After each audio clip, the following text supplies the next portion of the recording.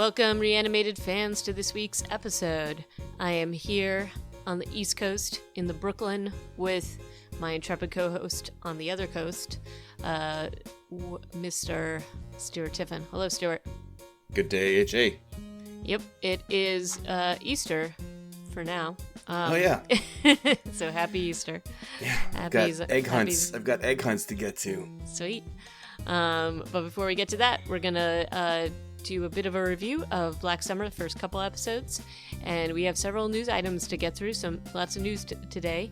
Do you want to jump in, Mr. Tiffin? So it's currently, April 20th, yesterday, was the 40th anniversary of the release of Dawn of the Dead from Romero. Mm-hmm. After its Italian release, it came to the U.S. weirdly later on. Isn't that funny? Like half a year later. The Italians have a horror tradition, so I kind of think that maybe have been why. But, you know, it's kind of funny that it didn't make it here till long after that premiere.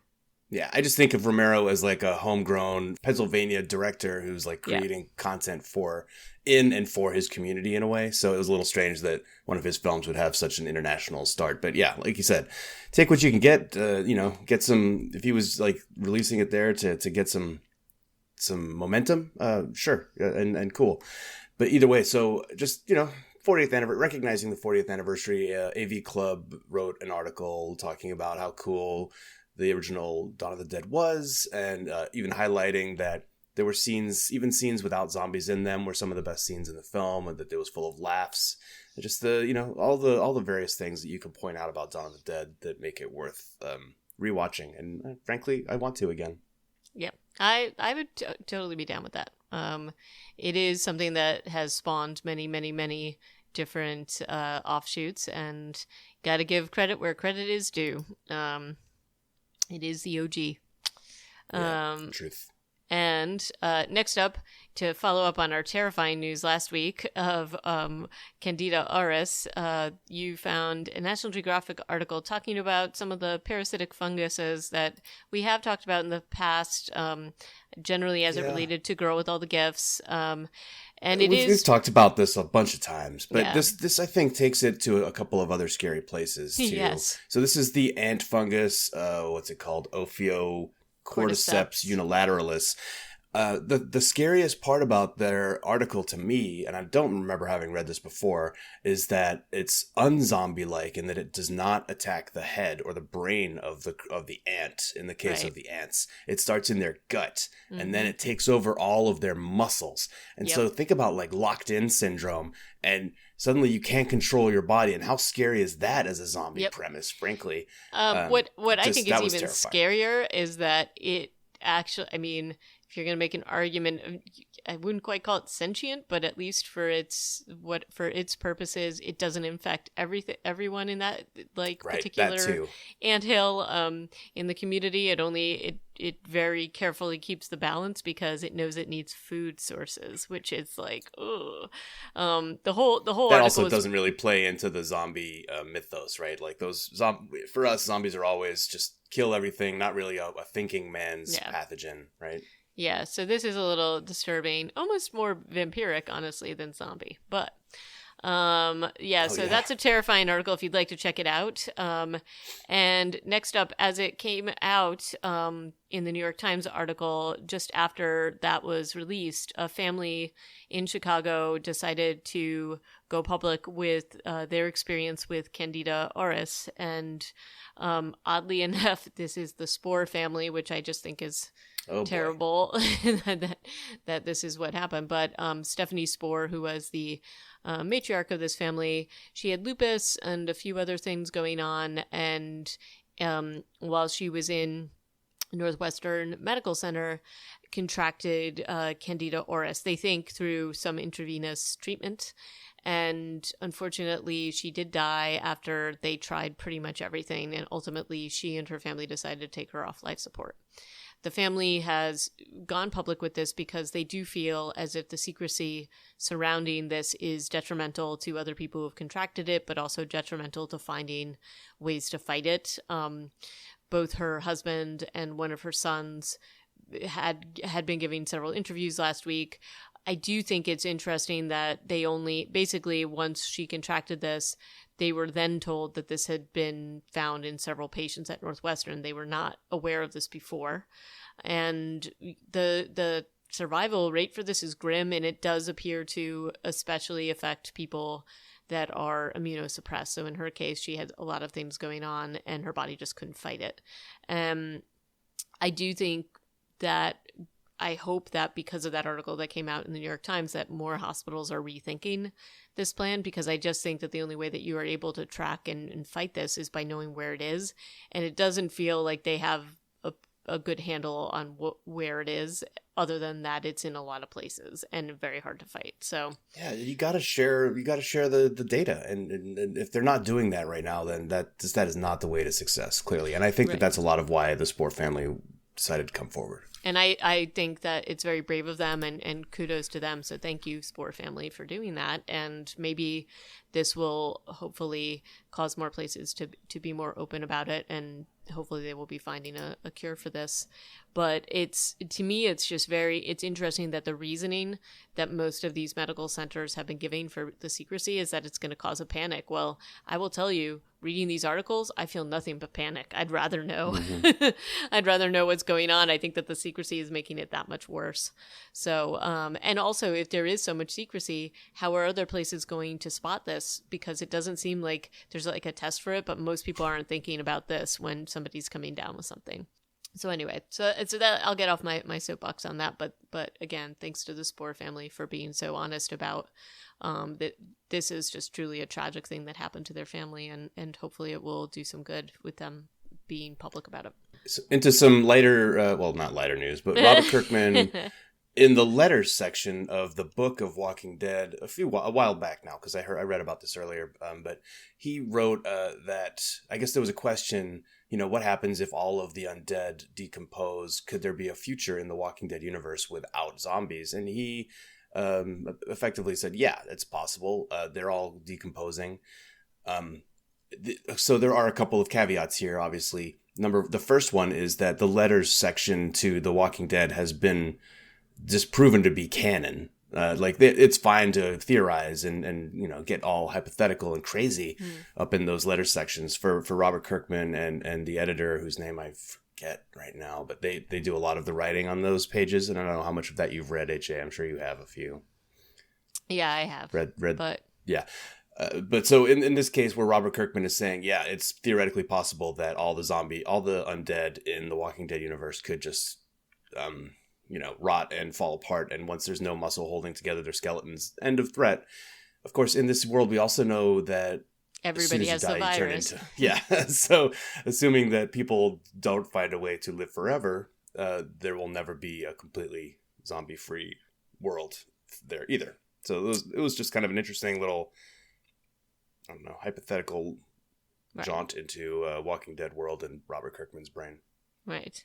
And that kind of goes in line with a little bit of the World War Z and some of the things that happened there with the frozen zombies and just trying to kind of wait it out in places where they weren't as mobile. So I kind of liked seeing what he had to say about it.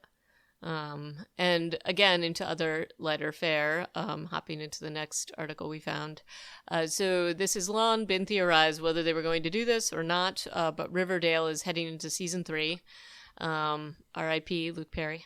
But they're in the comics anyway, there is a very strong zombie storyline, and people were wondering whether they were actually going to bring this into Riverdale, and apparently they have, or at least to some extent they had. So there is a drug called Fizzle that apparently causes people to have zombie-like symptoms and, bash their heads against walls and things like that.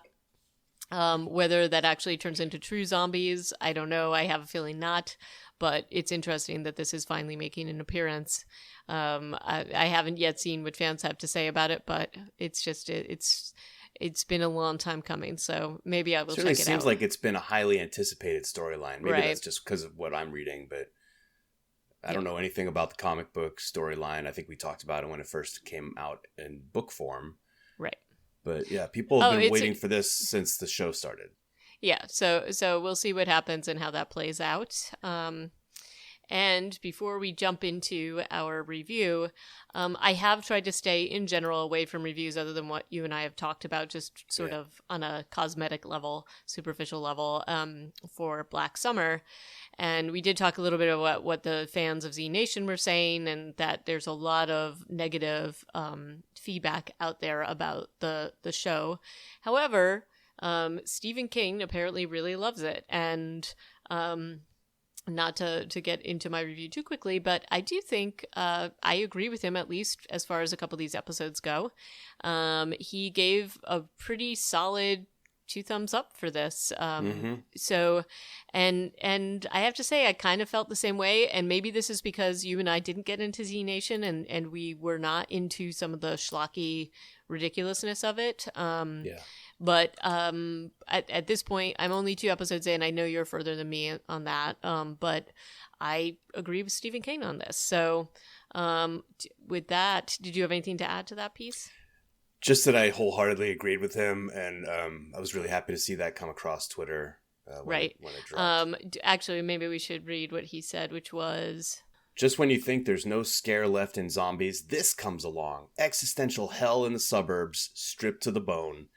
And then no long, fraught discussions, no endless flashbacks, because there is no backstory. No grouchy teens, dialogue is spare, much shot with a single handheld camera, very fluid. Showrunners could learn a lot from this, if they could work, that is.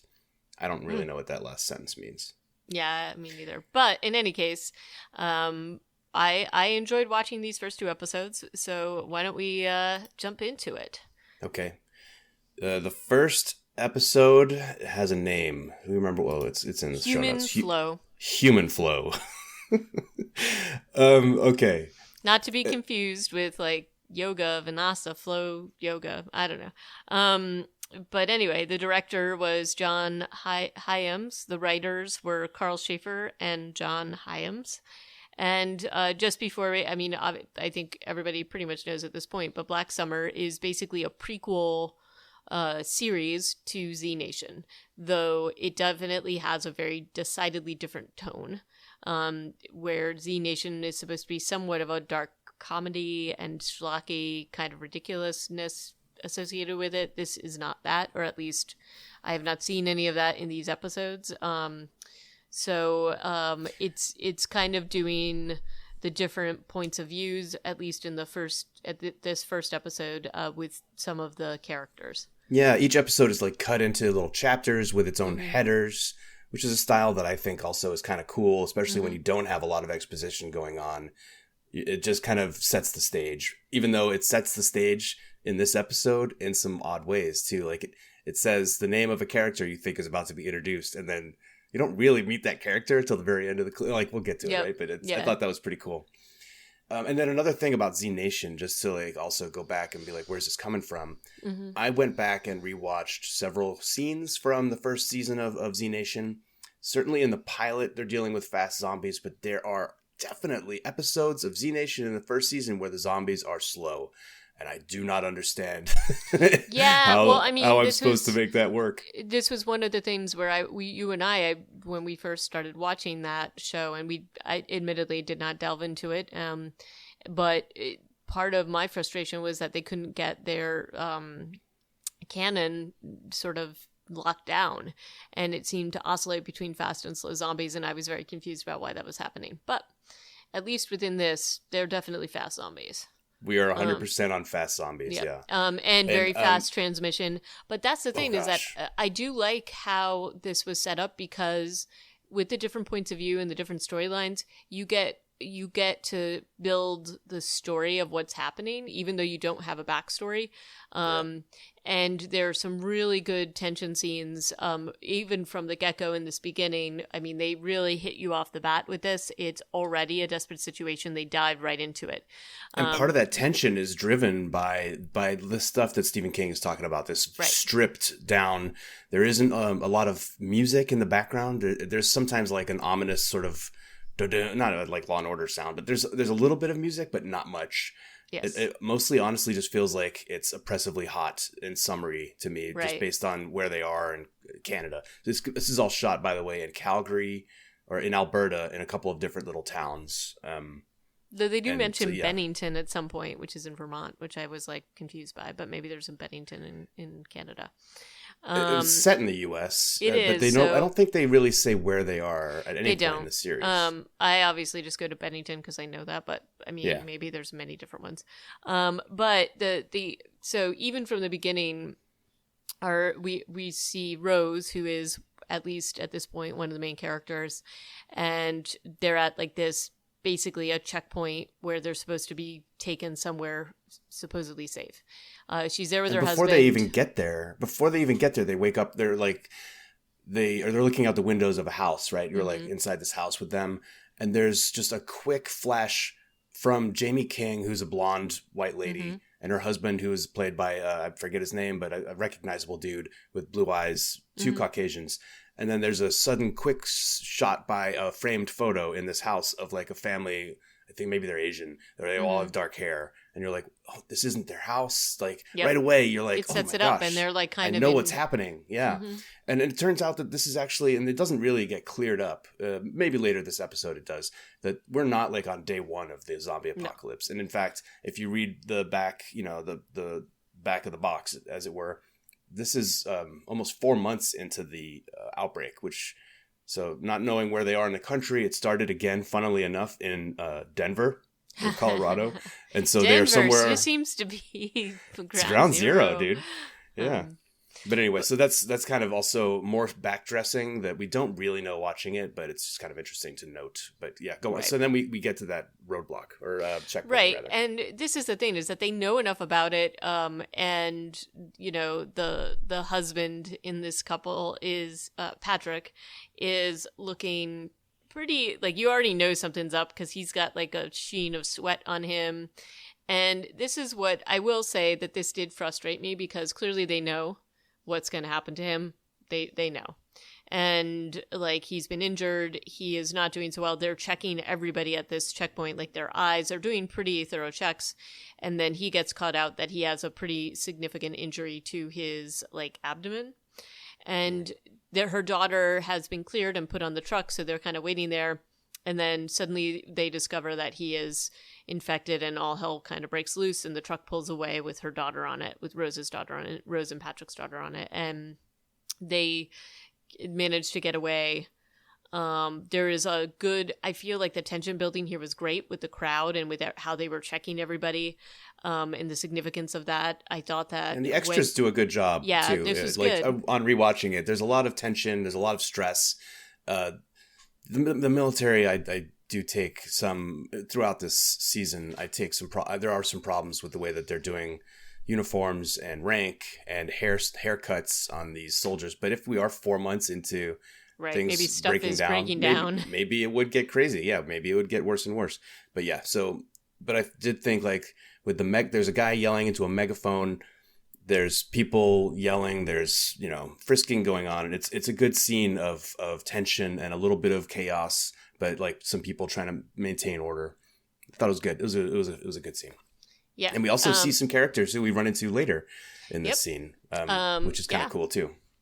And that's like the kind of cool thing about how they have this all play out, is that you're seeing this is for like Rose's and Patrick's story, but you also see other characters that you recognize later on in the background. And so you get a piece of their story here too. I actually went back and watched this just because I was like, because at this point in the story, we didn't know any of the others yet. So I was like, oh wait, I recognize that. And you kind of see people in the background and you know what's going to happen to them, or eventually what's going to happen to them. So that was a nice way to tie things together. And in any case, Rose and Patrick managed to get away, and they find their way into a house. There's definitely some kind of military action going on, because you can hear planes overhead, and like, so there's other things happening where they need to take shelter. They deal with this okay too in the show. It's mostly effects driven. Obviously, they don't have jets flying over their set, so they're doing these with CGI. But they're so fast that the CGI is fine for. And what a lot they're of showing. It's just the sounds. So that was pretty good too. They focus in on the two actors lying on the floor huddling while they play sounds of things. and this, maybe they were really knocking, like the Foley artists were knocking things off shelves, but the idea is that we're in a bombardment, like an aerial bombardment, and the only downside to this, I think, is that you don't ever see really any in the sets. There's no evidence that there's been a protracted air campaign against the zombies. Yeah, and I thought that was kind of weird. And I will say that given how far we are into this and knowing what they know will happen, the fact, and this is probably completely deliberate, but the fact that they have Patrick holding her from behind and like he's so ill was just like really freaking me out. Yeah. And there was several moments when they're like hugging really closely and you're like, oh my God, he's going to turn. His breathing gets a little slower. Yeah. It was just like, oh man, are they really going to go there with this? And they didn't, to their credit, like, but it kept you on your toes, definitely. So, and then there was a definite, I liked the transition when Rose realizes what has happened to Patrick. But what's interesting is that you see, so they're 4 months in, they know how to survive. They're already doing things that you wouldn't normally do in your, like if this was like a new like encounter.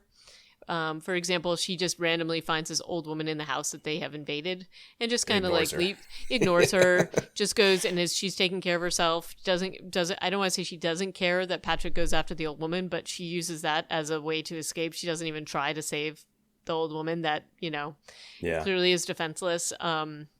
So that I thought was interesting but also gives you a context for the world that they're in and what's been happening and what their reactions are and the survival instinct. And so I thought that was pretty cool.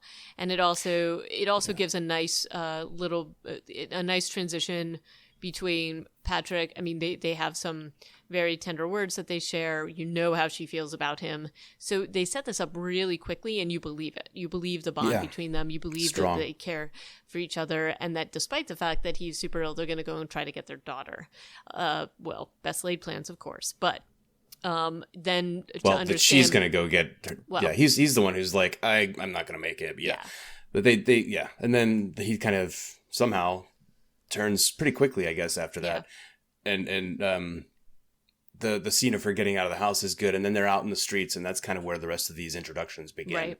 Because after she gets out of the house, we see Patrick come out followed by another person, and at first I did not realize that was the old lady until I watched more of this episode and realized I kept going back.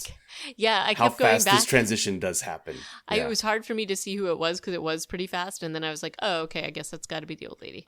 Like when I first watched it, I thought, oh, was there another zombie that got into that house and turned him because he was so close to turning anyway? But no, like this is what's crazy about these zombies, and these are tough, man. These are some of the hardest zombies. And I put that like on our Reanimated Twitter. I suggested that, you know what, our Walking Dead cast, our Walking Dead team of Rick, Michonne, and them, they would have had a really hard time surviving in this zombie apocalypse. And that becomes clearer and clearer as we watch this episode. Mm-hmm. These things are fast. And another thing that this show does overall is highlight and paint with, and I think it's been really, really frustrating for a lot of zombie show fans, how difficult it is to get headshots. Yep. Because there isn't a lot of that going on. Let's just put it that way. Well, they tried 3 or 4 times and then finally do it, and it's really difficult. So I actually appreciated that realism and the reality of trying to actually get that headshot. So I thought that was cool. Like, people run through a lot of ammo. I mean, assuming that people even know that that's what they need to do, right? It's not even that clear that they're not telling each other, go for the head necessarily. Right. And we see, especially, so we see this in the first sort of storyline with Rose as she's trying to escape her now undead husband, and who somebody in a U.S. Army uniform, which at this point we sort of accepted, or I did anyway. You may not have, but I accepted at this point that he was in the Army. He basically rescues Rose, and it takes him several times. Like, he has several solid body shots, and then finally does the head, and the guy's done. But it's at least 6 shots potentially before I didn't count him, but he's around there for sure. I mean, in a Beretta like what he's carrying, there's a 15 round clips, and so he goes through like he says later about a half a magazine. Pretty cool scene. It's she's basically done because he's got a good hold on her until Spears, quote unquote Spears, shows up, and then they have this hug, and she's like, "Help me get to the stadium. Help me get my daughter," and it's even more incongruous that he says yes in that moment. But he does, and it kind of makes you wonder about his character. We don't get, like we've said, we don't get a lot of exposition. We don't get a huge amount of dialogue. So actions have to speak louder than words, and it's pretty curious and interesting. It's compelling, though, because when she hugs him, like you could see, it seems real. It doesn't seem forced.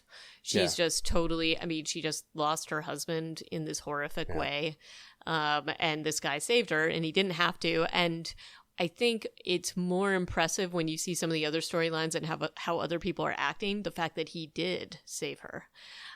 So that's kind of it becomes more interesting the more you see of this world. Case in point, the next story about Barbara. It's Ryan. Ryan is up next. Oh, sorry, actually. Ryan. Though this is also interesting because Ryan is deaf. And the cool way that they do this, you don't know this, but he basically is seeing everything without sound. And at first, I was actually thinking, oh, is he just totally in shock? And then realizing once you see him interact with the world, oh no, he is deaf. And man, how vulnerable would you feel in this world if you could not hear? Because Walking Dead is also doing the same kind of treatment right now. But wait, 7 years into the apocalypse, these people are pretty well adjusted. Ryan is not well adjusted. No. I think we can admit he is kind of like a little baby bird out there. And he only really survives because people are taking care of him. In this case, it's Sun, who we don't know what her name is until way later into the next episode. But she is a character we've already seen at the army checkpoint, and now she's there pulling him off of this poor woman who's been hit by a car. Sun is everywhere. Sun is everywhere, and so is the woman who gets hit by the car, right? Yep. Honestly, like on second watching of this episode, one of my favorite parts of it are these two. Yes. The guy wearing shorts with the map and the girl who gets hit by the car.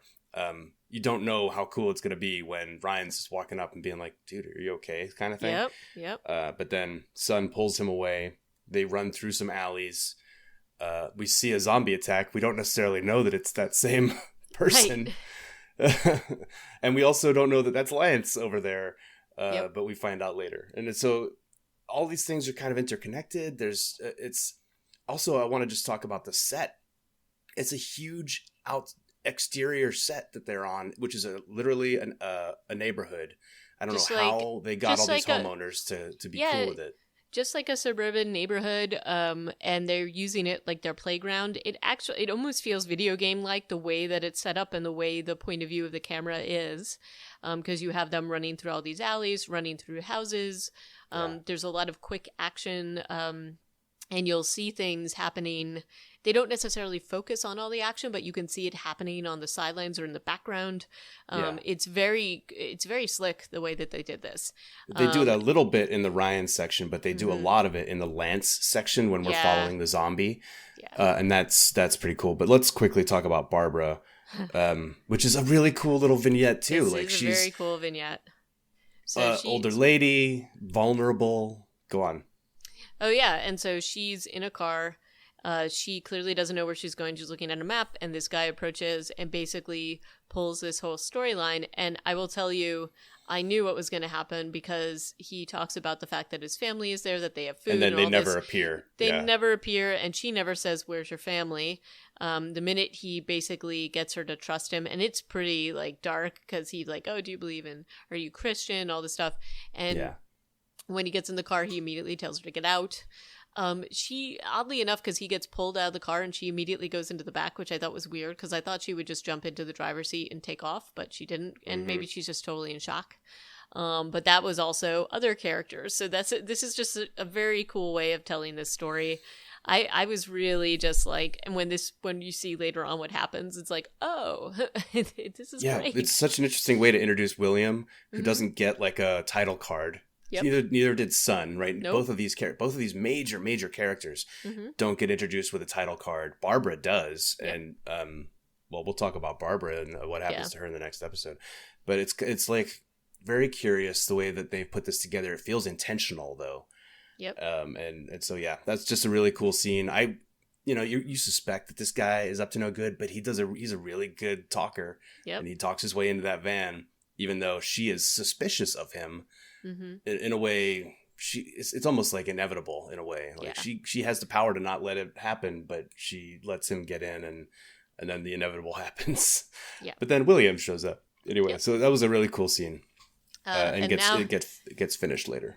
And now one of my favorite vignettes for Lance. The strongest among many strong segments. Oh, it circles back to the couple that Ryan saw.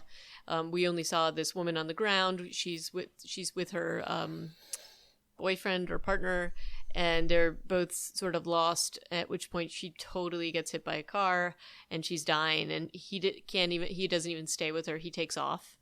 For good reason, I think. Yep. But I think he sees the writing on the wall, and we don't necessarily know. This is before we've seen how transmission works for just people who are dying. So they have a Walking Dead similarity here. But at this point, it seems pretty cold because we don't know how that's going to go. And then we see the way she turns is so great. But we even see a little bit of, we see her being comforted by Ryan. Mm-hmm. We see that, and we hear her son, but we don't see her. And we don't even see Ryan. We just kind of see his hand. So that's kind of cool. And then when she turns, I just thought that effect was so good and so terrible. And I thought, honestly, like some of the sort of detractors of this show have been saying that they're not very scary and whatever. And I thought that this was pretty convincing and good. The sort of transition between her being so broken she can't even get up to totally turning and becoming a fast zombie within like seconds was, I thought, great. And then we see her run through this whole set.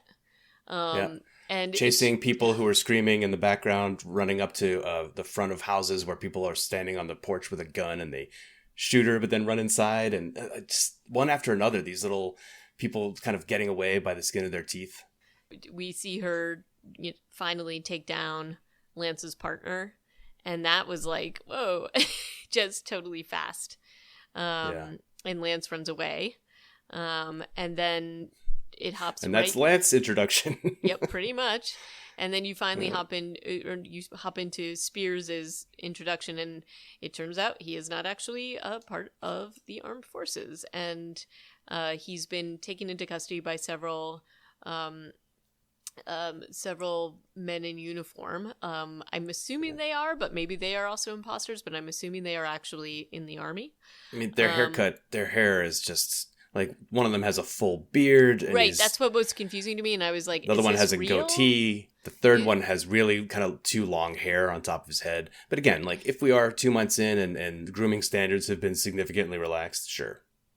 So in any case, he's pretty savvy. He gets left alone in the house with one guy, Spears, and he kills him and then takes his uniform. And so that gives you a whole different sort of viewpoint of him.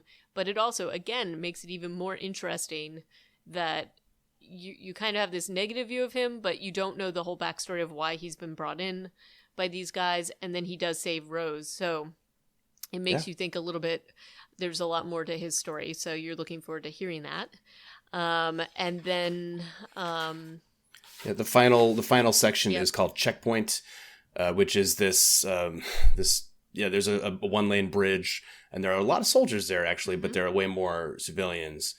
I don't love this scene because the guy who's wearing Spears' uniform is a private, and he walks up to this one other soldier and is like, "That's an order, let me through." And he's like, "Sir, I can't let you do that." I'm like, dude, you are the lowest possible rank in the army. And it just felt like nobody was paying attention. And maybe that's what they're also trying to say is, it's chaos, nobody's paying attention. And if you say something with an air of authority, they're going to call you sir. What I also thought was that Spears might not know that. Like, he may think he's higher up and is just speaking with that authority. So that's what I kind of thought, but agree. I thought it was a little ridiculous. But anyway, they all make it. They overrun the gate, and manage to get through. It seemed a little too much, but whatever. The panic like the ensued. army, the soldiers don't open fire on the civilians, too, which you kind of expect in these films. I was that waiting to for it. I thought they were when going it to didn't take happen, down... I was like, all right, so what does that mean for these soldiers whose job it was to do this? What are they going now? I don't know. So I was a little curious about that. Yep. And yeah. And well, so after they run over the bridge, Sun, who we don't know her name, but the young woman jumps into the van with where Barbara is, and William, who we don't know who he is either, but he has also jumped into the van, and they drive off, leaving Rose with Spears and Ryan and Lance, who have just kind of all ended up together. And they're just like, yeah, okay, we'll all walk together. Yep. And there you go. There you've got like you're building your ensemble. And they're still not all together, but it's clear that that's going to be where this is going after the first episode. It's based on this exterior set. It's been really tense. It's been really, like Stephen King said, stripped down, and that's kind of what is keeping me along for the ride at the end of the pilot. Mm-hmm. The second episode is called Drive, and it doesn't only concentrate on the van, but it's mostly about these three characters in the van. Right.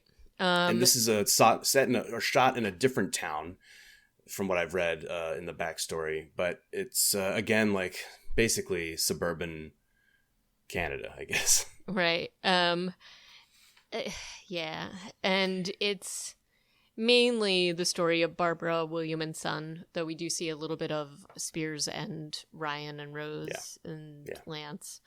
But this is sort of the continuation of the story of Barbara, where we finally see that she's in the back of the van, and this is them taking off. And this also, the sort of interactions between these three characters is so interesting because Son does not really speak English. And so the communication there is hard, and they're in a very stressful situation. But they don't trust William because he's got blood on his knuckles. And his first thing that he chooses to say, because William's a little socially awkward, it's like, hey, I'm not going to rape you. But that also shows you what's been happening. And we've seen a few scenes which shows that just everything is all gone to hell in a handbasket. So. Oh, especially, when Ryan and Son walk into that house in the first episode, and there's a guy with a gun and a family that are all tied up. Yep. And they just leave them, so that's good. But so we've got that going on, and there is a layer. They build the trust between these three characters slowly, but in a panic as well. It's very fast. Again, very convincing because they're all trying to survive. Son is actually better at reading a map than Barbara and manages to communicate this. This is one of my favorite things about the show is William and Son and how they communicate. Yeah. Because it goes on for episodes and episodes where she's speaking to him only in Korean and he never gets frustrated with that. Nope. Ever. He's always just like, what? Okay. Yeah. Tell me what to do. Yep. And I'm like, I have no idea what the hell she's saying. Yeah. So they are, on their merry jaunt in this minivan. And that's the other thing. So they're in this minivan. They are trying to get to the stadium. This seems to be the goal of a lot of people. This is also Rose's goal. This is Son's goal, whose mother is there. We think Barbara's husband may be there, though that's a little iffy. She does admit that she probably doesn't have a husband during this episode. Yeah. She also says this. She introduces the time scale. She says that she's survived for 6 weeks without her husband at this point. So I don't know how she thinks that there's any chance that her husband is still alive at that point. But it's an interesting character building. The building of the storylines between these characters and the trust is good. Yeah. But there's even really cool things that not cool, but like a cool storytelling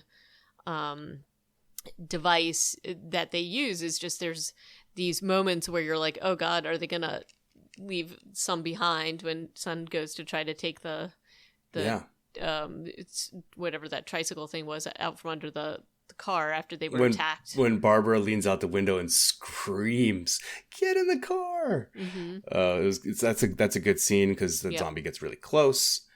You've also got one of the awesome clips when they go back to the other four characters. It's called Nature Show, and you just see two survivors getting hunted or chased by a zombie. One of them gets taken down, and you were watching this from the perspective of Spears and Rose. Yep. And you see her get bitten. Her friend runs away. She gets up within like 5 seconds less and is running after him too as a zombie. And that's where you really see, oh How my fast. gosh, this is. So I thought that was really instructional. It was way better than the scene that tried to do the same thing in World War Z with that toy that counted. Yep. This was like way less in your face, but it gave you so much information. Yeah. Honestly, even the other piece of this scene with them before they get to that, they walk by this car. It's a mother and daughter. The mother ushers them along with the gun, and we later see that same car without the mother, but the daughter's in the back, and these guys have her, and it's really horrible. But it also gives you this a better sense of what is going on in that world within like 5 seconds that a lot of dialogue doesn't do. Like, you're sort of gathering all these pieces and building what this world is. And I think that this is they've done a great job at showing what's happening. And, you know, there's also the very sort of sparse dialogue between some of the characters, what Barbara said about surviving for 6 weeks. We also have this just little pieces of information from the characters about what they have been going through. Like, she talks about how she first saw one after the zombie has attacked their minivan, and was, damn, that zombie had some sticky fingers. Like, they kept trying to like get him off the minivan. And then you've got Sun jumping in and like kind of getting him off the minivan, which was great. But Barbara also has a line in this time frame, like towards the end of the episode, after they've been ambushed and are being chased by the truck. She's like, I had heard it was worse on the roads than on foot, and now I'm starting to understand why. And I love that line too, because it also speaks to like there's some sort of like communication chain going for all these survivors too, that they are like a loose based.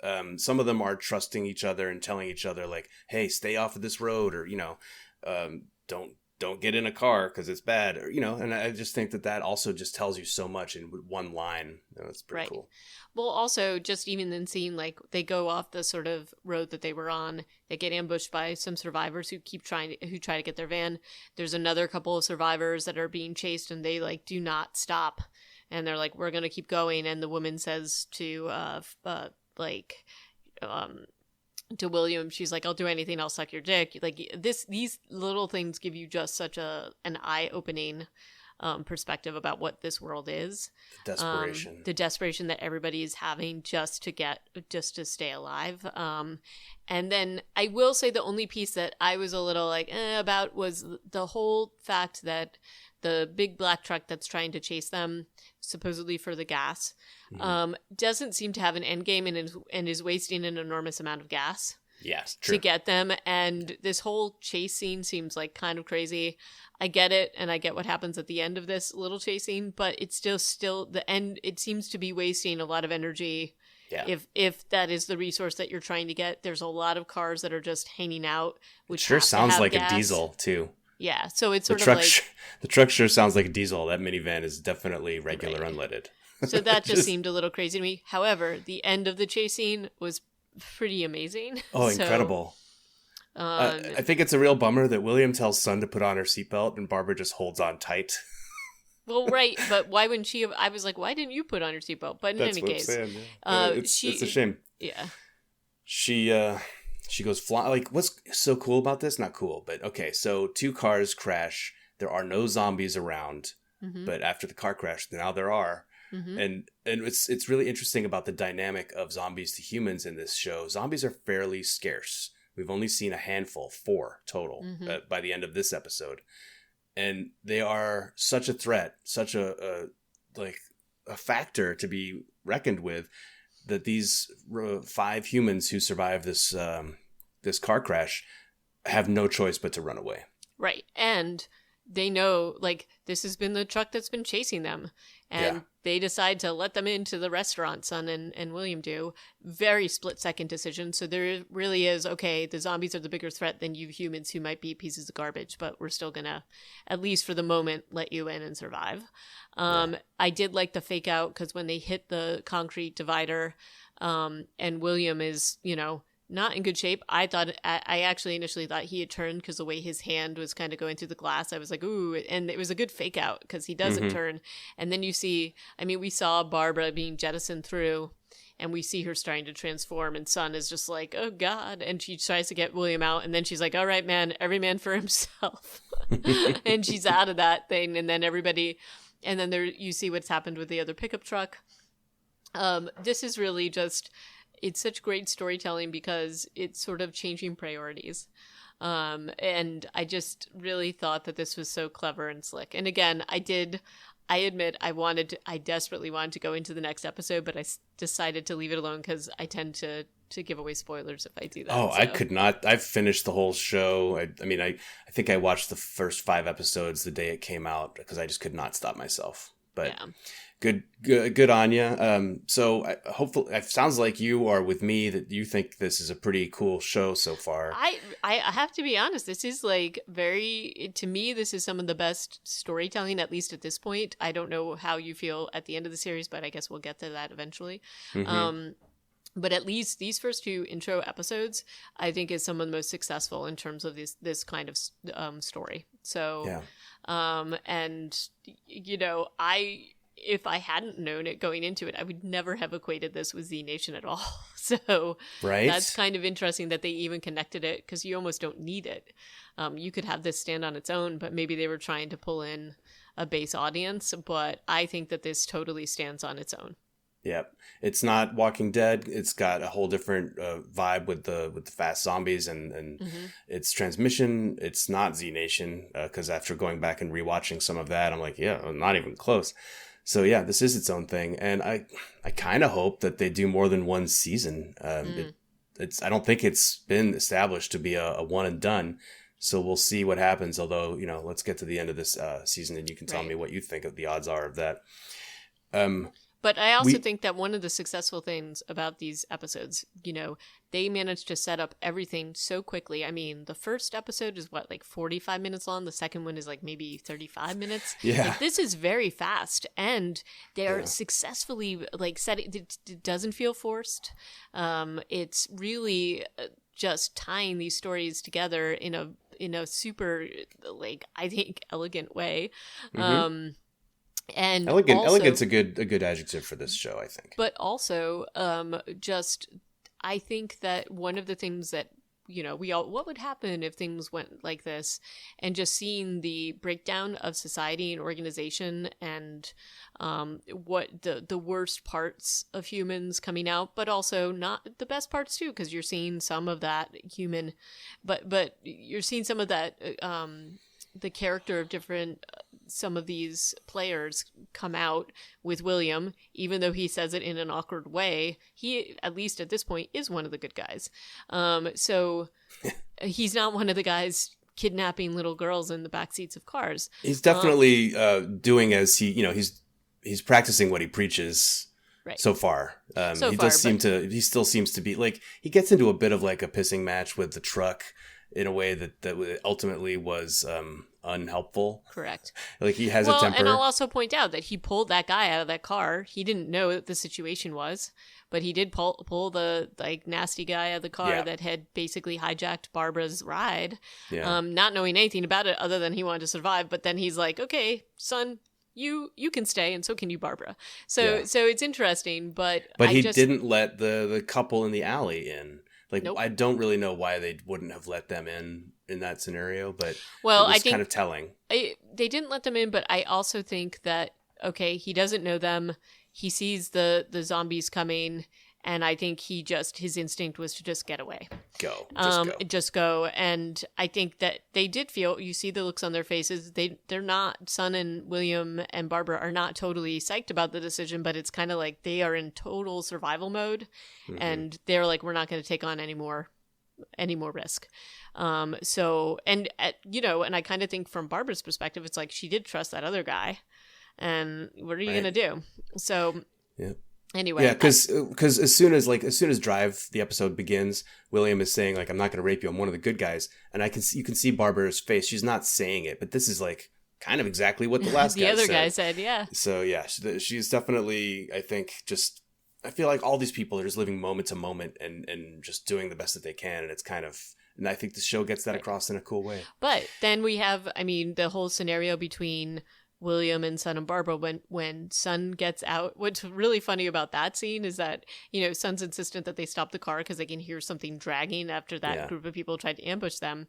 Yeah. And there is this moment where you're like, oh God, is William going to leave her behind?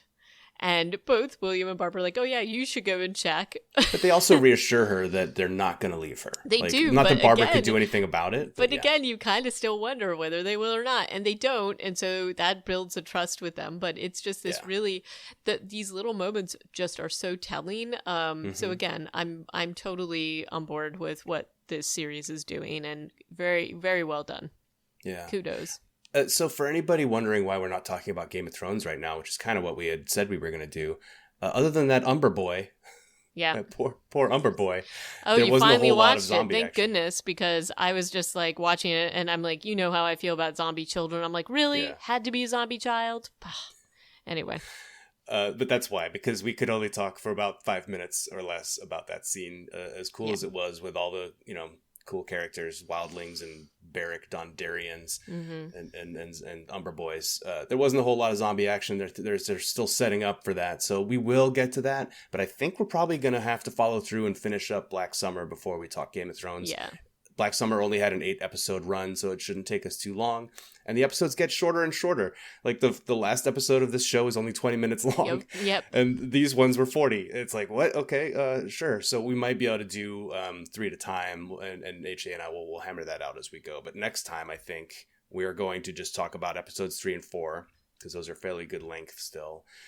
And so I hope that you come back and listen at that point. HA, did you have anything else to add? I don't mean to talk us out. Nope, not at all. And I hope if everybody enjoyed it as much as we did, they drop us a line at reanimatedpodcast@gmail.com, or leave a comment on the Twitters, reanimatedpcast, or you can leave a message on our site, reanimatedpodcast.com. That's all correct, as usual. HA, you've really come a long way in remembering all those addresses. That was good for me. But thank you, everybody, for listening, and we'll catch you next time. Bye. Ciao.